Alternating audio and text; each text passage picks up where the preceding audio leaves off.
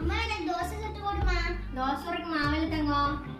எனக்கு தோசை தான் வேணும். சரி வா, நான் உங்களுக்கு சீக்கிரமா ஒரு தக்காளி தோசை சுட்டு தரேன். தக்காளி தோசைக்கு 3 தக்காளி, 15 சின்ன வெங்காயம், ஒரு கட்டை பூண்டு சேர்த்திட்டு ஒரு நல்லா நைஸாக அரைச்சிக்கணும். அதுக்கப்புறம் கொஞ்சமாக உப்பு சேர்த்திட்டு